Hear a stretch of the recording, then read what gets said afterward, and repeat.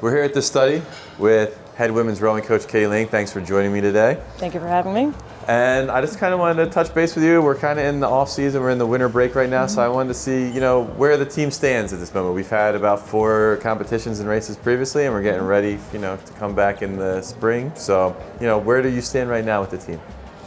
I couldn't be more excited to be working with a group of athletes that I have. This is my first year as the head coach at Drexel, and so, only a couple weeks into it, we got thrown into it pretty quick. Yeah, that's true. And so in those 3 weeks, I really enjoyed getting to know the team. I've watched Drexel from afar for a couple of years, coaching a couple different programs in Philadelphia, and Drexel has just always stood out to me as a really neat community rich with history. So I look to this fall and moving into the winter and the spring, I look to build upon the success that the program has had, and just putting kind of my own spin on it and meeting the athletes where they are. We had 4 competitions. Most of them were pretty local, with the exception of one going up to Boston, Massachusetts, where we competed in the Head of the Charles. And overall, I thought it was a really good learning experience. There were definitely some high points, some low points, but overall, I was really proud of the depth of the program and what we were able to do, freshmen all the way up to 5th years. That's great, and that'll actually lead me to my next question for you. So we're in the winter break, there's a couple months off. So what do you do with the team and everything to get ready for the second half of the season? It's a great question, because we're going to put some new variables in there this year. Typically it's 6 days a week where we're inside while the water's cold and it's cold outside, but we'll do a lot of cross training. We'll do some swimming, we'll do some erging, certainly.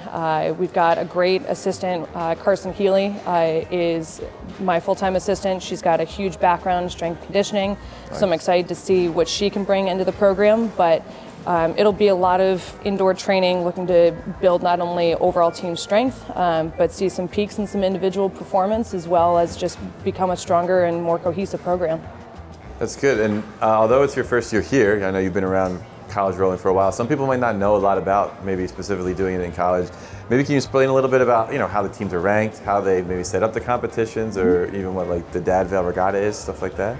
Well, Philadelphia is certainly one of the best places to row, and I'm not going to be biased just because I coach at Drexel or that I have coached down here, but Boathouse Row is it's the home to so many different rowing accomplishments and milestones, and so many Olympians and just stellar teams have come out of here. So we row out of Bachelor's Boat Club on Boathouse Row, along with a couple other college programs as well. And you can see it from the Schuylkill Expressway, Boathouse Row all lit up, and so Philly does take a lot of pride, and I'm glad that the community does support us. Yes, we do. So competitions-wise, Philly is also home to a handful of competitions in the spring, both junior level and the collegiate level. Collegiately, the Dadvale is definitely the cream of the crop. It's the largest intercollegiate regatta in the country. So over the years, it's certainly ebbed and flowed, especially with women's rowing on the rise. It's with Women's Rowing Conference Championships, and fortunately it's overlapped the same weekend. But this year we're really excited because we can not only go to our conference championship, but also celebrate the history and row in the Dadvale as well. By championship season, we'll go toe-to-toe with some of the best programs in the country, both here and when we travel. Top 25 programs go to the NCAA regatta later on the May. And from here until then, it's just seeing who's doing a good job. Yeah, you compete all over, but it is nice to have a work in a hub kind of here. Boathouse Row is very historic. So, and we're here at the study, which is right on Drexel's campus. So how do you utilize a place like this when you have recruits come in or when you have families come in to watch? And it's right here on campus, this facility. Totally. I mean, the study is one of my biggest recommendations that I give to families and anybody who's coming to visit, if they're not on official visits with us, of course.